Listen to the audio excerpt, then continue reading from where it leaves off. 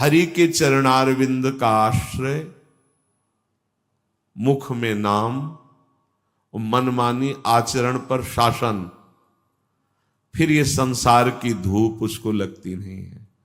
फिर दैहिक दैविक भौतिक कोई भी ताप उसे स्पर्श नहीं करता है। जो हमें आनंद अनुभूति स्थिति प्राप्त होनी चाहिए वो स्थिति नहीं है।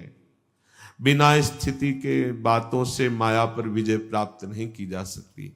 इसलिए नाम जिह्वा से और बुद्धि एकदम सावधान होकर मन की हर चेष्टा पर निरीक्षण। मंगल में भगवान ऐसा विधान बनाएंगे कि आप सर्वदा सुखी और प्रसन्न रहेंगे यदि आप ऐसे चलेंगे। भगवान हमारे विचारों को देखते रहते हैं। ध्यान से सुनना, तुम जो विचार अंदर कर रहे हो वो भगवान देख रहे हैं। जब भगवान देखते हैं कि इसकी आशा का विषय संसार है, मैं नहीं हूं, तो अब बाहरी हमारी क्रियाएं भक्ति की हो रही हैं, आशा संसार की है, तो भगवदानंद का अनुभव नहीं हो रहा है, हाथ में विफलता लगती है। भगवान तुम्हारे अंदर के विचार को देखते हैं। तुम्हारे विचार में यदि आंतरिक संसार के सुखों की आशा है तो वो आपके अंदर हैं, अनुभव में नहीं आएंगे। देख लो, जो लोग कहते हैं ना कि इतने वर्ष हो गए हमें नाम जप करते, उसका भाव समझो। अंदर के विचार भगवान तुम्हारे देखते रहते हैं। तुम्हारी आशा यदि संसार के भोग हैं तो सामने नहीं आएंगे, यही हृदय में बैठे हैं। उत्तम भाव प्राप्त करने के लिए तुम्हें अपने मन से संसार के विचार हटाने होंगे। ये जो भगवत चर्चा है, भगवान की लीला कथा है, इसमें इतनी सामर्थ्य कि आपके विचारों का परिवर्तन हो जाएगा। श्रृण्वताम स्वकथा कृष्ण पुण्य श्रवण कीर्तन हृदयंतस्थो हृभद्राणि विधुनोति सुहृत्सताम। भगवान श्री हरि श्री कृष्ण का जब यश सुना जाता है, नाम महिमा, गुण महिमा, लीला कथा, पुण्य श्रवण कीर्तन शताम साधु नाम सुहृत हितकारी। भगवान श्री कृष्ण स्वकथा स्वकीय गुणानाम कथा श्रृण्वताम श्रवण परायणानाम अंतस्थ हृदय स्थिता। भगवान श्रवणेन्द्री के द्वारा जाकर उसके हृदय में स्थित हो जाते हैं। भगवान की कथा पुण्य श्रवण कीर्तन परम पुण्य प्रदान करने वाली है। जब हम कानों से भगवान की कथा सुनते हैं, नाम महिमा सुनते हैं, तो भगवान कानों से हमारे हृदय में जाकर प्रकाशित हो जाते हैं। भगवान श्री कृष्ण स्वकथा स्वकीय गुणानाम कथा श्रृण्वताम अंतस्थ हृदय स्थिता। जहां वो हृदय में गए तो सन हृदय स्थितानि अभद्राणि दुर्व्यसन रूपाणि अशुभानि विधनोति विनाशयति दूरी करोति। भगवान श्री कृष्ण कथा सुनने वालों के हृदय में श्रवणेन्द्री के द्वारा जाते हैं और सब व्यसन, सब दुर्वासना, सब पाप कर्म जो हुए उनका नाश कर देते हैं। हृदय स्थितानि अभद्राणि दुर्व्यसन रूपाणि अशुभानि विधनोति विनाशयति। केवल कथा सुनने मात्र से हमारे विचारों का परिवर्तन। बहुत सुंदर बात, भगवान सदैव आपके विचार देखते हैं अंदर के।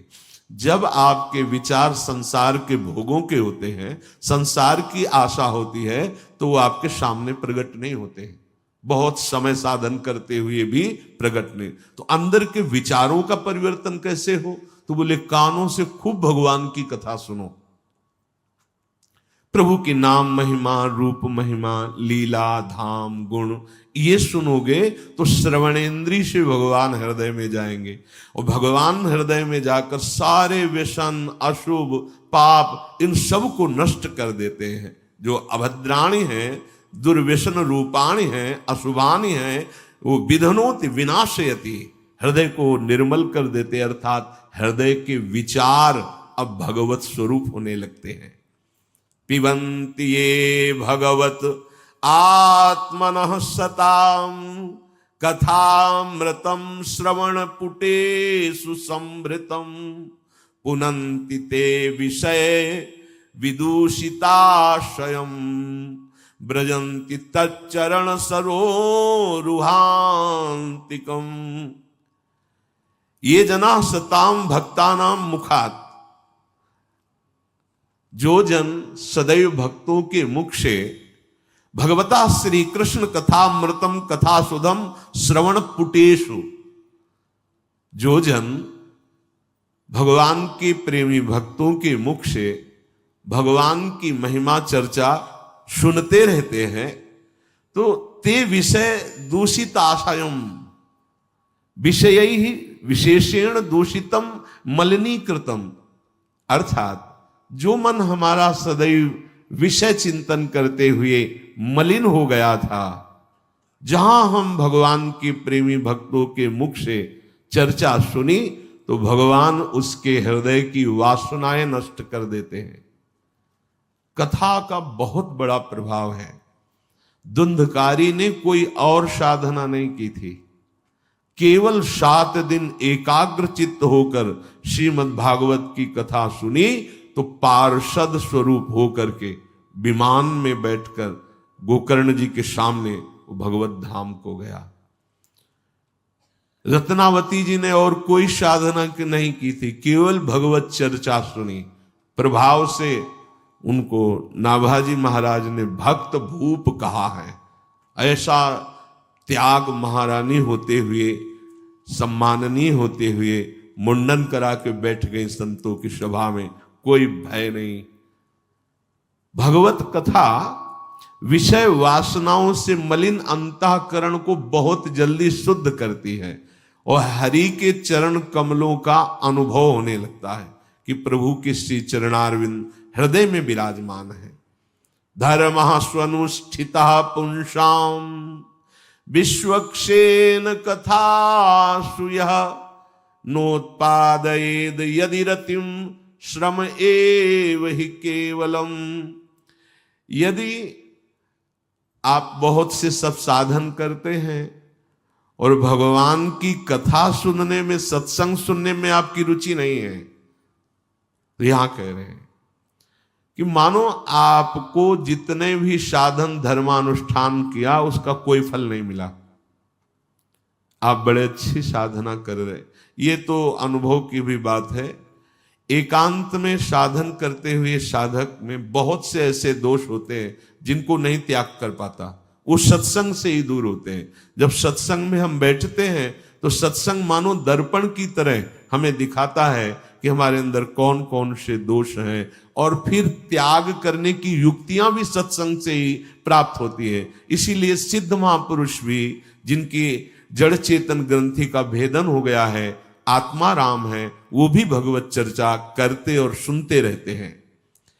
भली भांति साधना का अनुष्ठान, धर्म का अनुष्ठान किया, पर आपको भगवत चर्चा सत्संग सुनने में रुचि नहीं, तो बोले आपके जो साधन आदि के फल हैं वो केवल श्रम ही श्रम है, आपको कोई लाभ नहीं मिला।